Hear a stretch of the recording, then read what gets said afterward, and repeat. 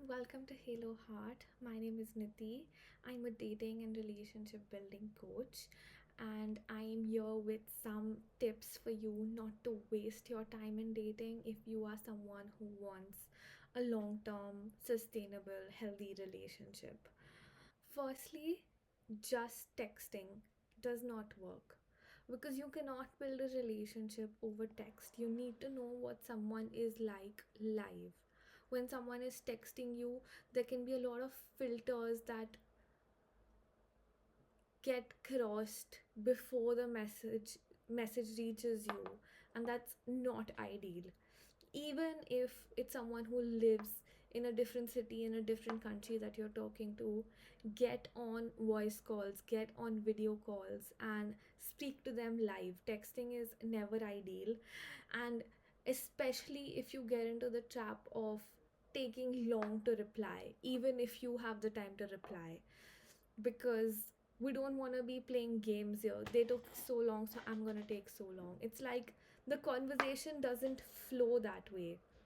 You need to be able to have live conversations, and that's not never possible over text. It's just less likely. And even if you are texting, don't hold yourself back from replying immediately if you have the time or if you want to. Don't purposely hold back just so that you give it some time to show you're busy or whatever.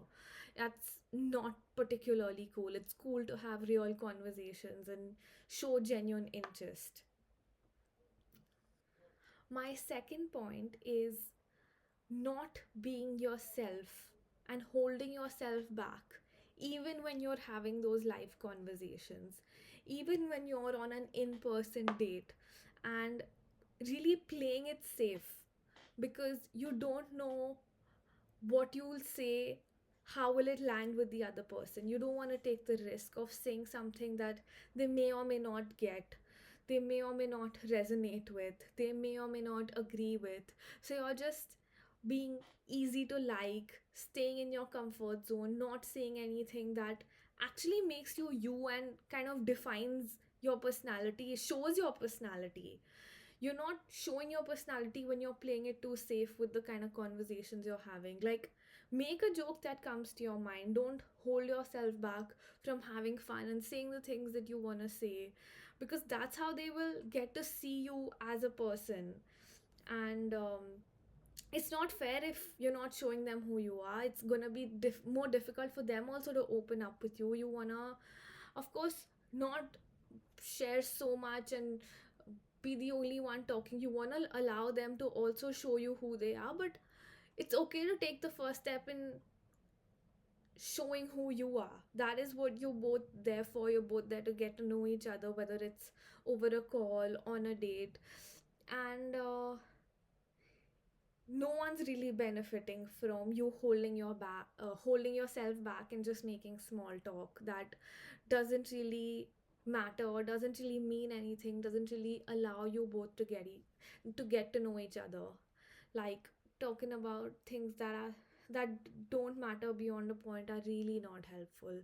As safe as they may be, and as risk free as those conversations are, they also don't come with any sort of reward to them. Nothing good's coming out of that conversation, really.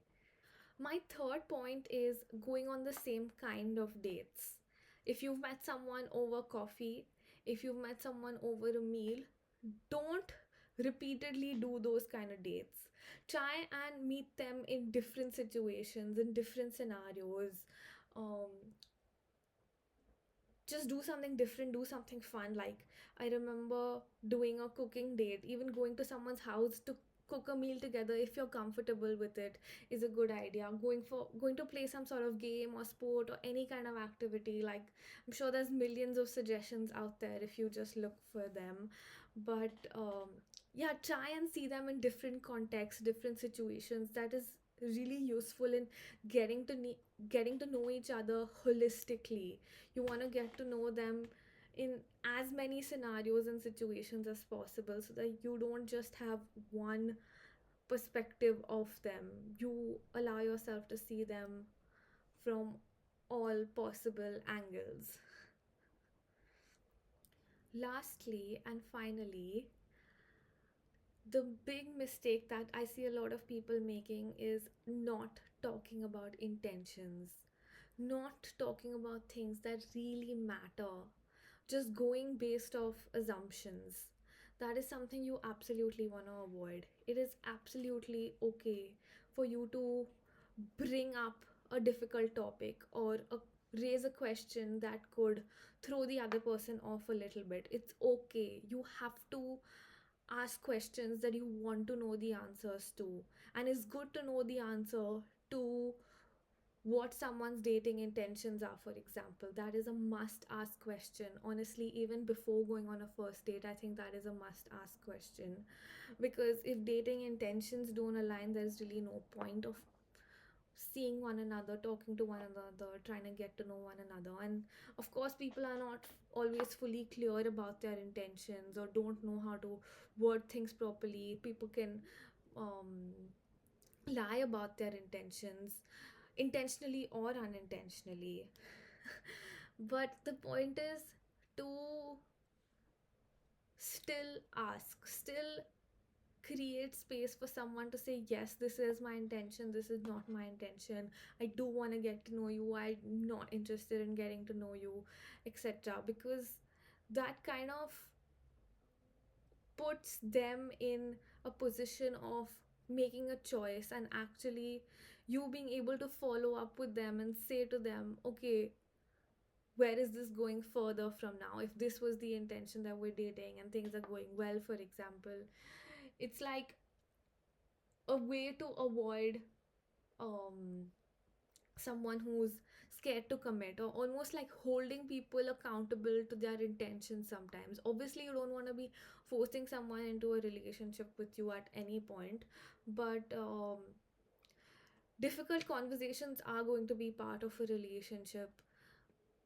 if it's a long term relationship and it's not a little fling. Difficult conversations are going to be essential. So it's like there's no point of avoiding it from the start. You might as well see from the get go how someone deals with the question, or even how difficult they actually find it. Because what what we sometimes call difficult conversations don't have to be as difficult if someone has done the work and is quite clear about what they are there for and is quite sorted in their head, I want to say. And it's okay, you don't have to have someone who is 100% worked and healed and all that stuff. No one really is fully perfect in their mindset, in their behavior.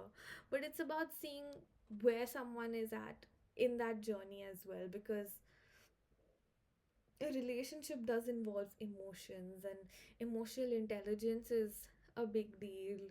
Um, there is so much to know about how someone deals with difficult conversations, difficult situations, conflict. Of course, building a life together with someone, we're always hoping and dreaming of happy times ahead, a good life together.